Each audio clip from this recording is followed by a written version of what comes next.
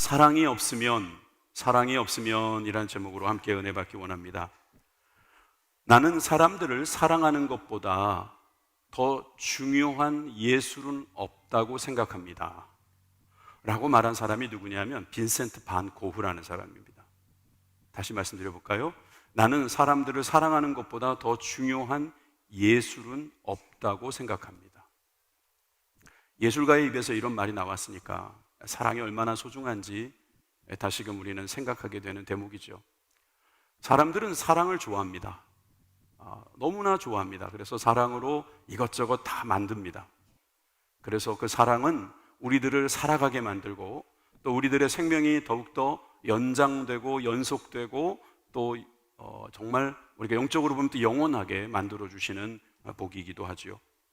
그런데 우리가 이 세상에 살아가면서 또 가장 자신 없는 게 뭐냐 그렇게 말하면 사랑입니다. 왜냐하면 그 사랑이라는 게 어느 순간 이게 또 조건이 붙는 겁니다. 네가 나를 사랑한 것만큼만 내가 사랑할 수 있어. 내가 그래, 미안해, 네가 나를 싫어하니까 나도 너를 싫어할래. 보통 이렇게 됩니다. 아무리 본능적 사랑, 부모님 사랑, 아무 귀한 사랑이라고 하지만 인간의 사랑이라는 게 어떤 문제 앞에서는 참 연약하기 짝이 없을 때가 많습니다. 그래서 우리는 마음이 이 사랑을 놓고 보면 좋기도 하면서 한편 어렵기도 합니다. 근데 여러분 너무 걱정하지 마세요. 이것은 예견된 이야기입니다. 주님이 오실 때가 다가올수록 사랑은 점점 식어질 거라고 성경은 예고하셨습니다. 여러분 마태복음 24장 12절 말씀을 함께 읽어보십시오. 시작. 불법이 성함으로 많은 사람의 사랑이 식어지리라. 여러분 법이 지켜지지 않는 상태를 불법이라 하죠. 하나님의 법, 또 세상의 법도 마찬가지입니다. 이것이 성행해지면 많은 사람의 사랑이, 있던 사랑이 식어지게 된다는 겁니다. 사랑하던 사이에도 누군가 법을 어기면 사랑하지 못하더라고요. 법은 어려운 게 아닙니다. 애들한테 보면 압니다. 애들이 그거 이야기하는 거 보세요. 이거 당연히 엄마가 줬으면 반반씩 나눠 먹어야 되잖아요. 그런데 형아는 9개 가져가고 자기는 1개 주면 동생이 뭐라고 말합니까? 그런 법이 어디냐고. 걔는 법을 배우지도 않았는데 법을 알아요. 그런 법이 어디냐고. 여러분 그런 법이 있습니까? 없지요. 불법이 성행하는 이유는 바로 이때가 악할 때이기 때문이고 이 악한 때는 여러분 우리 가운데 있는 사랑이 식어지기 시작할 때입니다. 그래서 예수님께서는 우리들에게 사랑을 계명으로 가르쳐 주셨습니다. 요한복음 13장 34절의 말씀에 새 계명을 너희에게 주노니 서로 사랑하라. 내가 너희를 사랑한 것 같이 너희도 서로 사랑하라. 여러분 서로 사랑하라는 것이 새 계명입니다. 그런데 15장에 가니까 12절에 또 이렇게 말씀하십니다. 내 계명은 곧 내가 너희를 사랑한 것 같이 너희도 서로 사랑하라. 새 계명은 서로 사랑하라가 아니고 내가 너희를 사랑한 것 같이 너희도 서로 사랑하라입니다. 우리가 서로 사랑하는 것도 힘든데 거기에다가 너희를 사랑하신 예수님의 그 말씀처럼 우리를 사랑하신 예수님처럼 우리가 사랑한다는 것은 과연 가능할까요? 벌써 듣자마자 자신이 없어요. 이거 어떻게 하면 좋을까요? 그렇게 생각할 수 있습니다. 그러면 이 사랑에 대해서 우리가 포기해야 될까요? 그렇지 않습니다. 오죽하면 사랑이 없으면 어떻게 될지를 경고해 주고 계시기 때문에 우리는 이 사랑을 할 수 있도록 붙들고 이 사랑의 주제이시고 사랑을 주관하시며 그 사랑이라고 하시는 하나님께서 주시는 능력으로 이 사랑을 해야 될 줄 믿습니다. 그래서 오늘 제목도 사랑이 없으면, 사랑이란 주제인데 사랑이 없으면 어떻게 되나. 여러분 오늘 3절의 말씀을 통해서 저는 두 가지를 생각하게 되었습니다. 첫째는 사랑 없는 은사가 있는데 이 사랑 없는 은사라는 것이 결국 어떻게 되는가. 여러분 1절부터 3절에 자세히 나와 있습니다. 우리 1절부터 3절까지 한번 읽으면서 생각하겠습니다. 내가 사람의 방언과 천사의 말을 할지라도 사랑이 없으면 소리나는 구리와 울리는 꽹과리가 되고 내가 예언하는 능력이 있어 모든 비밀과 모든 지식을 알고 또 산을 옮길 만한 모든 믿음이 있을지라도 사랑이 없으면 내가 아무것도 아니요.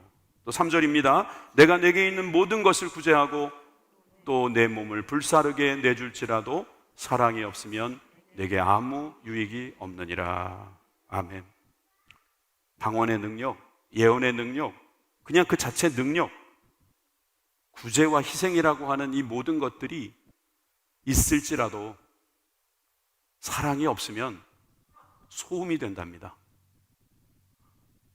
아무 소용이 없다는 겁니다. 유익이 없답니다. 여러분, 우리는 하나님으로부터 은사를 받고 사는 사람들이죠. 하나님이 주시지 않은 게 어디 하나라도 있겠습니까? 모든 게 다 하나님으로부터 온 것이라고 할 때에 이 하나님께서 주신 것을 가지고 살아가는 우리들은 사랑이 없으면 아무것도 아니다. 아무것도 아니다라는 말은 정말 말 그대로 nothing, 아무것도 아니라는 거예요. 유익하지 않다, 무익하다는 것이죠. 여러분, 유익하지 않은 것 굳이 할 필요 있겠습니까? 아무리 좋은 것이 있다 하더라도 사랑이 없으면 소용이 없다는 거예요. 사실 이 13장은 사랑장인데요, 재밌게도 그 사랑장 앞에 장은 은사장입니다. 고린도전서 12장은 은사에 대해서 자세히 설명하고 있고 그 다음에 사랑장을 이야기하고 있단 말이에요. 그리고 다음에 또 그 은사에 대해서 설명하는 게 이어지고 있습니다. 자, 그런데 여러분, 성경에는 은사가 한두 가지가 아닙니다. 기술된 은사만 하더라도 상당히 많습니다. 우선 오늘 본문의 앞절에 있는 고린도전서 12장 8절에서 9절 말씀을 표로 한번 보실까요? 정리를 해드린다면 지혜의 말씀, 지식의 말씀, 믿음, 병고침, 예언, 능력 행함, 영분별, 방언, 방언통역, 사도, 선지자, 가르침 또는 교사, 도움, 다스림, 이 모든 것들이 다 하나님이 주신 은사라는 거예요. 성령의 은사라는 것입니다.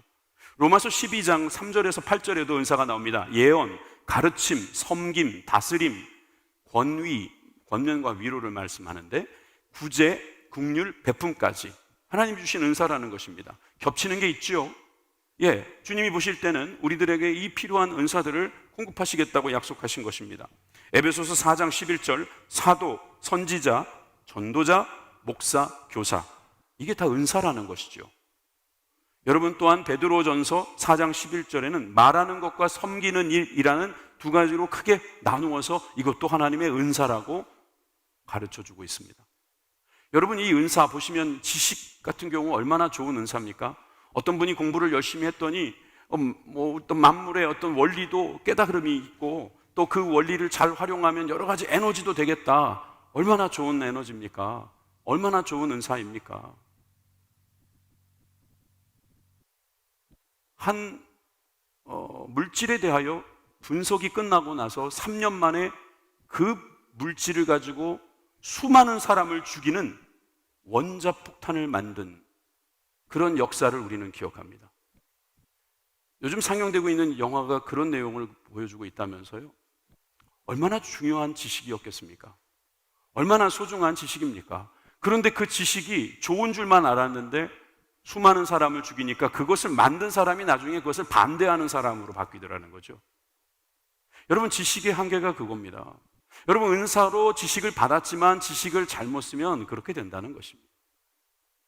여러분은 병고침의 은사도 너무나 좋은 것입니다. 이 부천 사람들은 꼭 알아야 될 게 뭐냐면 이 부천에는 아주 큰 이단이 하나 있다는 거죠. 몇 개가 있지만 그 대표적인 이단이 신앙촌이죠. 박태손이라고 하는 교주가 있었는데 그분이 장로님이었을 때는 참 겸손했습니다. 그런데 하나님으로부터 귀한 은사를 받아서 그 은사를 잘 썼습니다. 신유 은사가 있었습니다. 많은 사람들이 그분을 존경하고 따랐고 그분의 은사를 많이 이렇게 목격했습니다. 그런데 그가 어느 날 교만해지기 시작했고 자기가 재림주라고 말하면서 그는 이단의 앞잡이가 되어버렸죠. 여러분, 교만이라는 것은 뭐가 없다는 것인 줄 아십니까? 사랑이 없다는 거예요. 하나님 앞에서 사랑이 없는 거예요. 사람들 앞에서 사랑이 없는 겁니다. 이 교만 때문에 그 좋은 은사가 아무 유익을 주지 못합니다. 몸이 나오면 뭐 하겠습니까? 그 다음부터는 더 많은 죄를 질 텐데 여러분, 지식이, 지혜가, 우리가 갖고 있는 여러 가지 직분이 얼마나 중요한 거겠습니까? 여러분, 그런데 그 직분을 쓰는 데 있어서 사랑이 없으면 아무것도 아니라는 것입니다. 여러분, 이 사랑이 얼마나 중요한지 모릅니다. 여러분, 저는 이 은사에 대하여 여러분들이 사모하기는 원합니다. 여러분, 은사를 무시하지 마십시오. 하나님께서 주신 게 모든 게 다 은사긴 은사인데, 그 중에서 성경에 기록된 여러 은사들은요, 우리 보고 사모하라고 주신 거예요. 그 은사를 쓰라고 주신 거예요. 주여 성령의 은사들을 오늘도 내려 주소서. 우리가 찬양까지 부르면서 은사를 달라고 하는 거, 이거 필요한 겁니다. 그런데 이 은사를 어떻게 써야 되느냐? 고린도전서 13장이 사랑장이라고 했고, 그 앞에 장이 12장 은사장이라고 했죠. 은사장의 마지막 절인 31절은 이렇게 시작합니다. 너희는 더욱 큰 은사를 사모하라. 은사를 쭉 열거한 다음에 더 큰 은사가 있으니 그 은사를 사모해라, 이렇게 말하니까 그 다음 장에 있는 사랑이 더 큰 은사라고 말하는 경우도 있습니다. 크게 보면 그 말도 맞습니다. 크게 보면 하나님이 다 주신 거니까 은사는 맞는데, 여기서 더 큰 은사를 사모하라 라고 말하고 이제 페이지가 바뀌는 겁니다. 그래서 요즘 번역은 12장이 여기까지만 12장이고 이 밑에 있는 다른 문장은 13장으로 넘어갑니다. 그럼 13장은 이렇게 시작할 수도 있다는 것입니다. 내가 또한 가장 좋은 길을 너희에게 보이리라. 그러면서 사랑에 대한 말씀을 이야기한다는 거죠. 사랑은 다른 말로 가장 좋은 길이다, 이 말입니다.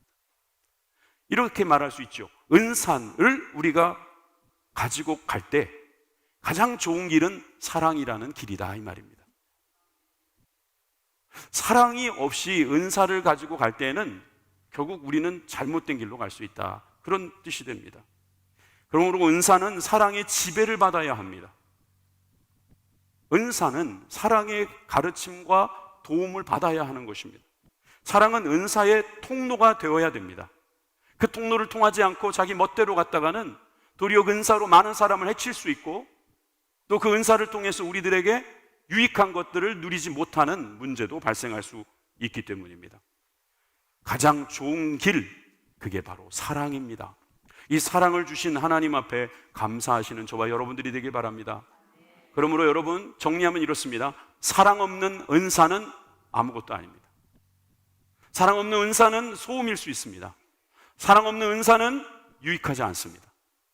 은사를 가지고 주님께서 기뻐하시는 일에 쓸 수 있는 저와 여러분들이 되길 바랍니다. 그래서 고린도전서 14장으로 넘어가면 14장 1절에 뭐라고 되어 있냐면 사랑을 추구하며 라고 되어 있어요. 사랑을 추구하면서 그 뒤에 신령한 것들을 사모하되, 여러분 은사를 사모하되 특별히 예언을 하려고 해라 그랬습니다. 은사 중에 최고의 은사를 예언이라고 말합니다. 예언이라는 말은 뭐 앞에 내다보고 앞을 내다보고 미리 알아서 말해주는 것도 예언이지만, 맡길 예자를 써서 하나님이 우리들에게 맡겨주신 말씀을 전하는 것이 바로 예언의 은사라고도 말할 수 있습니다. 이렇게 여러분들에게 설교하는 것도 예언의 은사고, 여러분들이 구역장이 되든지 아니면 집에서 가정 예배를 드릴 때 말씀을 가르치는 것, 그게 다 예언의 은사라고도 할 수 있는 것이죠. 그런데 저기서 추구한다는 사랑은 뭡니까? 이 추구라는 단어를 살펴보면 재밌습니다.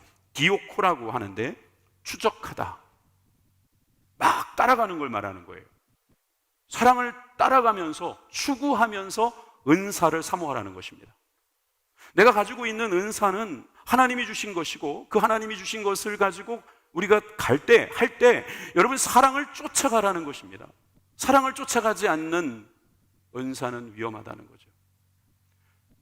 제가 차를 운전합니다. 운전을 할 때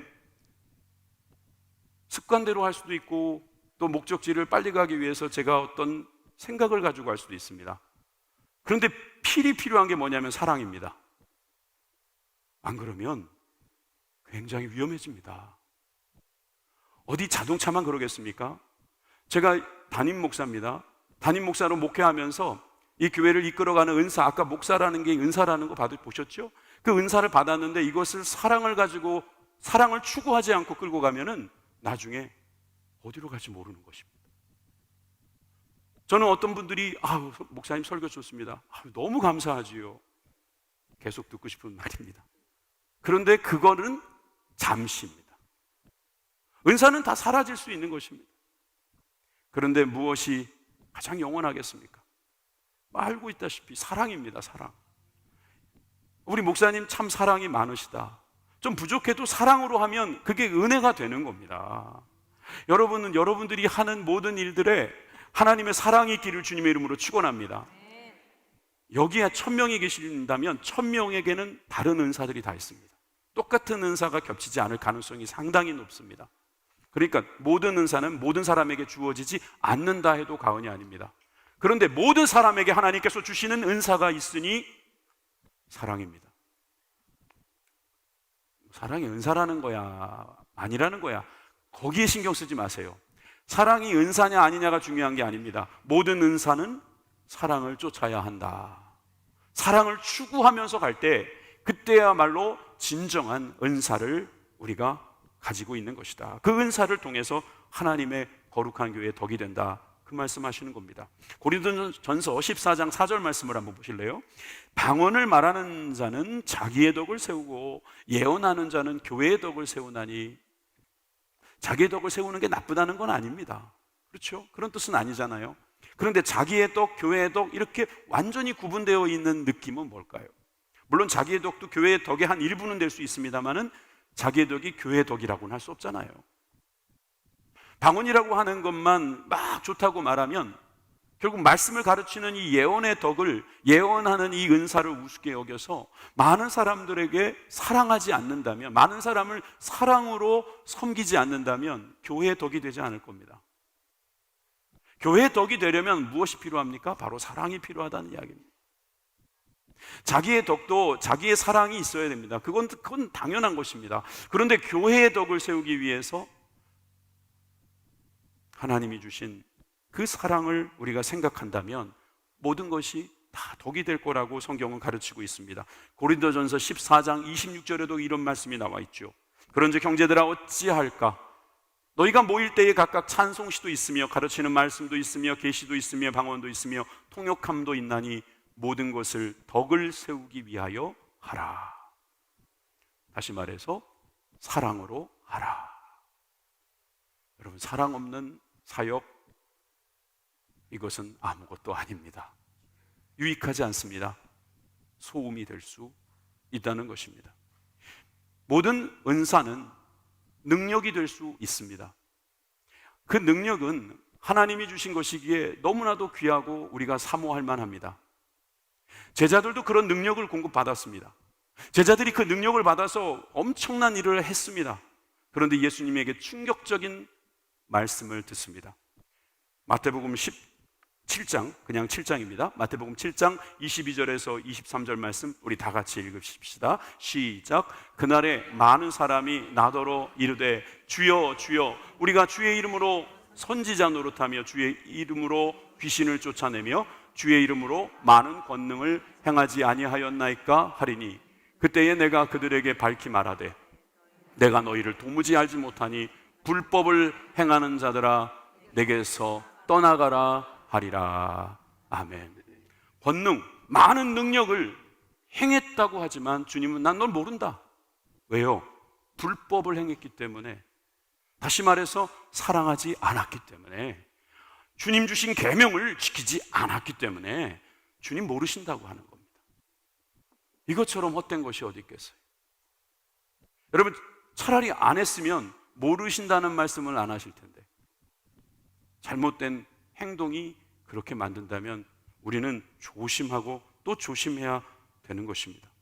여러분, 권능, 이 능력이라는 귀한 은사를 쓰실 때 여러분 사랑을 잃어버리지 마십시오.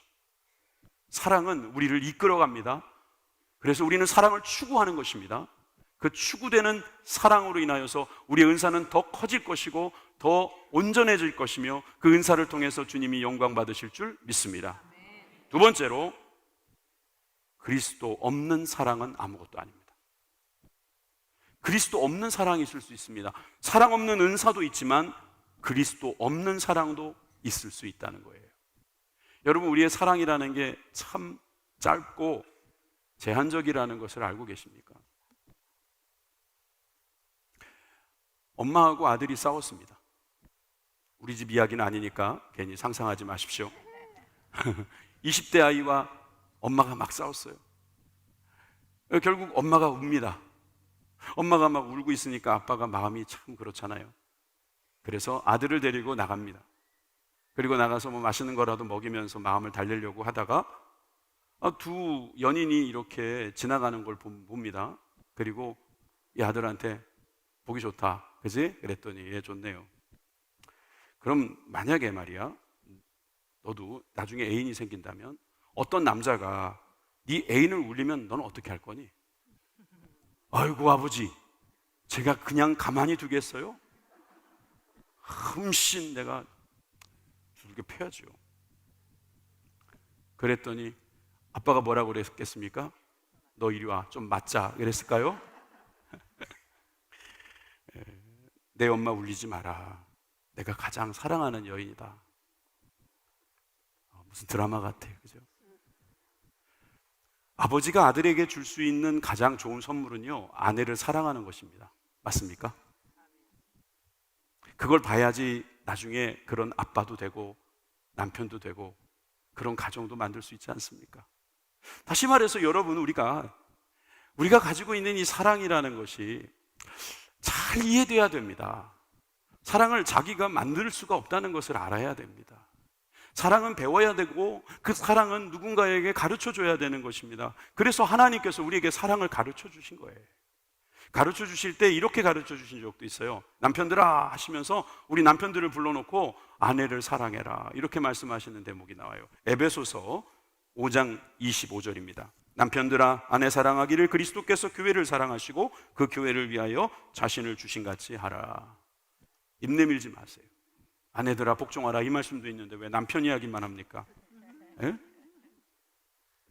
남편들아 아내 사랑하기를 교회를 위해서 예수님이 하신 것 같이, 자신을 주신 것과 같이 그렇게 사랑해라. 여러분, 그렇게 사랑하면 놀라운 기적이 일어나는 거예요. 이런 아빠도 있다고 그럽니다. 아내하고 뭔만 이야기만 하면 꼭 이겨먹는 겁니다. 그러니까 아내가 화가 나지요. 그래도 잘 참아요. 그럼 옆에서 보던 사람이 아이고 잘 참네요. 이거 어떻게 참아요? 정말 어떻게 참을 수 있어요? 그랬더니 나는 너무 화가 나면, 그 화날 때마다 남편 때문에 화가 나면 저는 화장실에 들어가서 화장실 청소를 해요. 화장실 청소하면서 스트레스를 푸시는군요. 그건 아니고요, 남편 칫솔로 변기를 닦지요.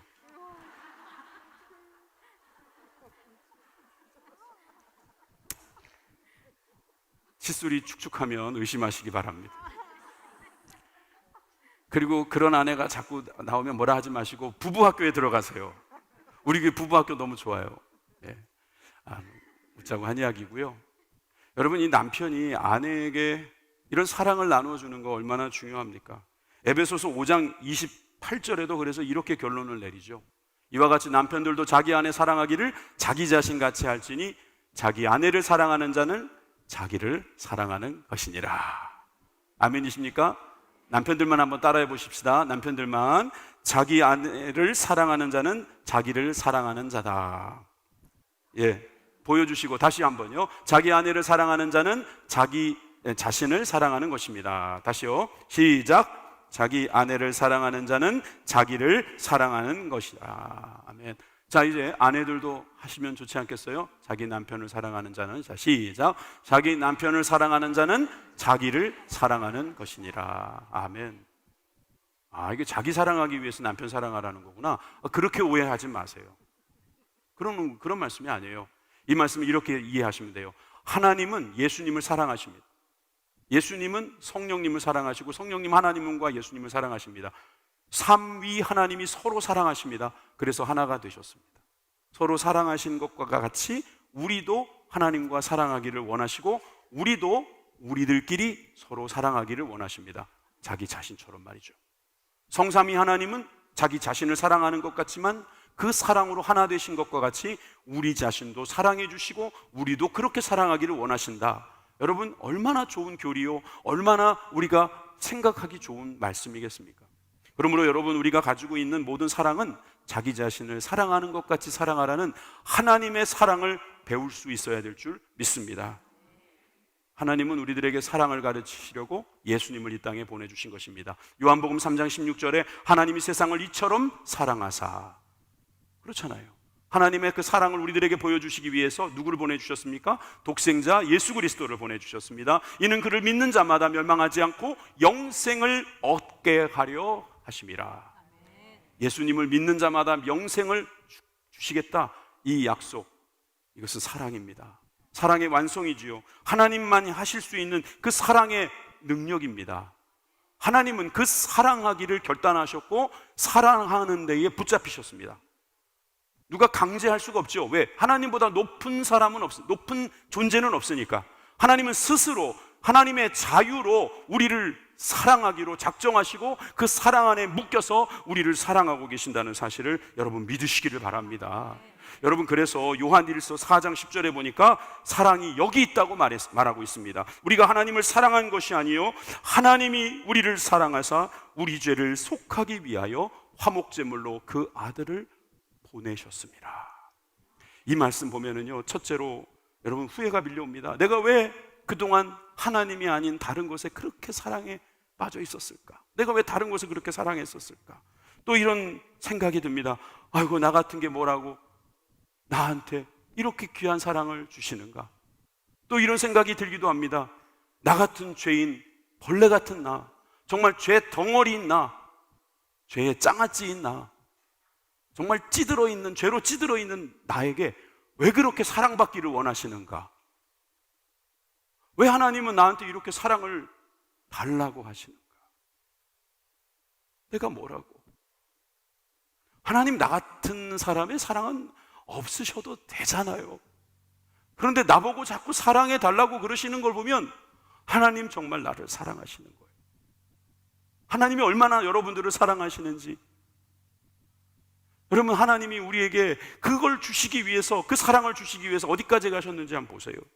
에베소서 5장 2절입니다. 그리스도께서 너희를 사랑하신 것 같이 너희도 사랑 가운데서 행하라. 그는 우리를 위하여 자신을 버리사 향기로운 제물과 희생 제물로 하나님께 드리셨느니라. 예수님은 말로만 사랑하신 게 아니에요. 지난주의 말씀처럼 고매를 데려오듯이 우리를 데려가신 겁니다. 우리를 향기로운 제물로 쓰시기 위해서 하신 게 아니라 예수님 스스로가 향기로운 제물이 되셨단 말이에요. 예수님이 스스로 희생 제물이 되셨단 말이에요. 그것을 보면서 우리는 아무 생각이 없습니까? 그 사랑 때문에 우리는 다시 한번 주님 앞에 엎드릴 수밖에 없는, 리셋이 되는 그런 축복이 우리들 가운데 있는 것이죠. 그런 사람들은 예수님이 하신 그 사랑, 가르쳐 주신 사랑에 대해서 우리는 늘 기억하게 됩니다. 오늘 우리가 본문으로 읽지는 않았습니다만 고린도전서 13장 4절부터 7절까지의 말씀을 보면 사랑에 대하여 10가지로 규정짓습니다. 사랑은 이런 것이다. 앞에 두 개는 하나님의 존재적인 사랑같이 보입니다. 되게 능동적인 사랑이에요. 하나님의 속성같이 보이기도 합니다. 그러나 뒤에 8개의 사랑은 사람들의 문제예요. 우리들이 갖고 있는 한계입니다. 우리들의 모습입니다. 이것을 극복하는 것이 사랑이라고 가르치고 있습니다. 여러분, 이 10가지 사랑이 바로 예수님의 사랑입니다.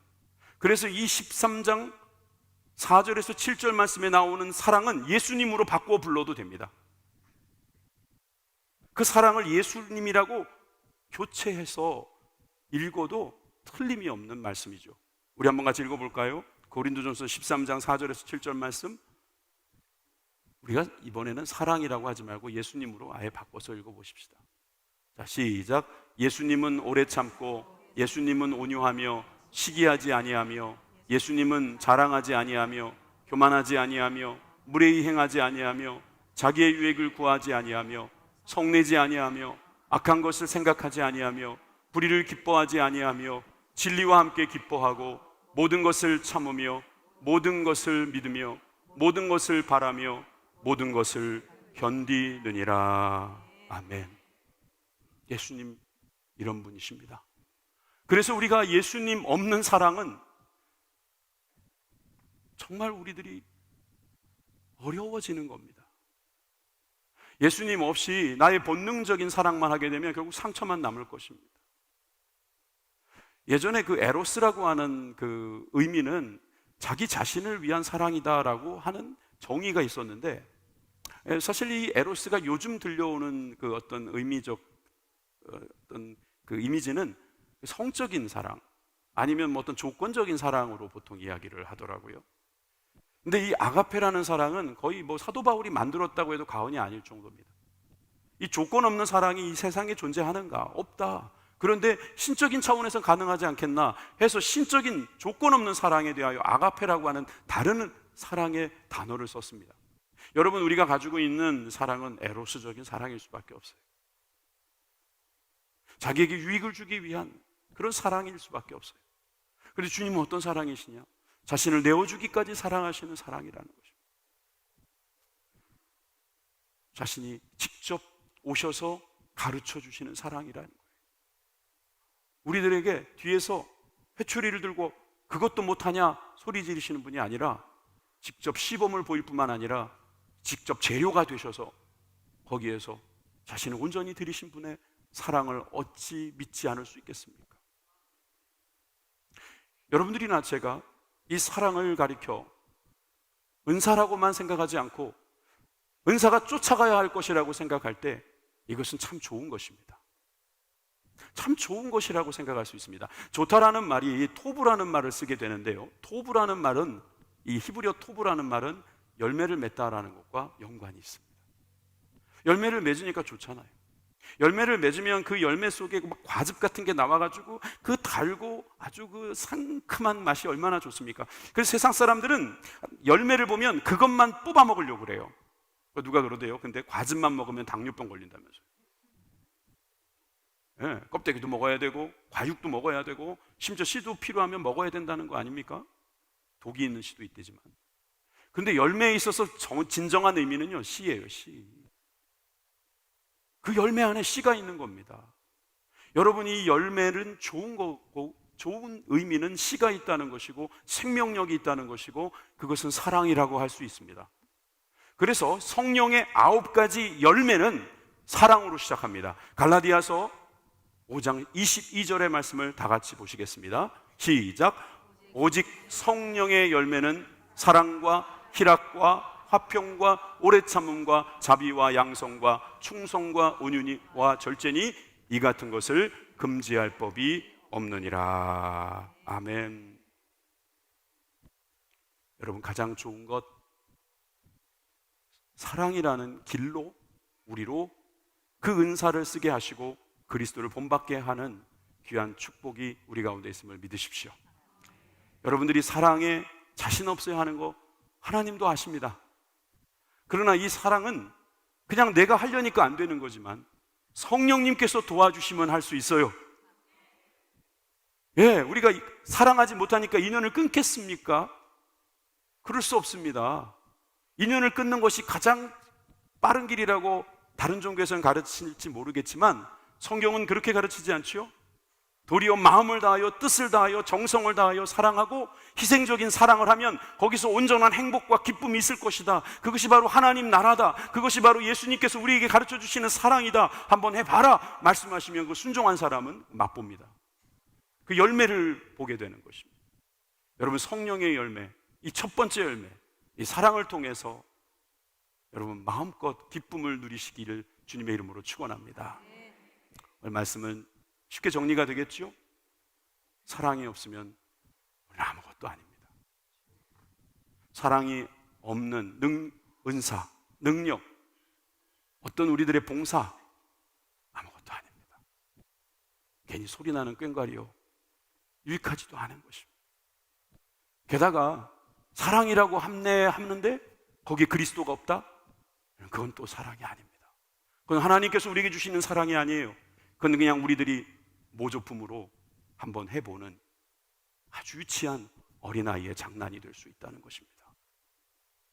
오늘 이 말씀을 생각하면서 한 주간 동안 새벽 기도에도 특별 새벽 기도 있는데 여러분, 이 사랑의 열매를 주렁주렁 맺는 성령의 열매 가득한 우리 모든 교회가 되기를 소망합니다.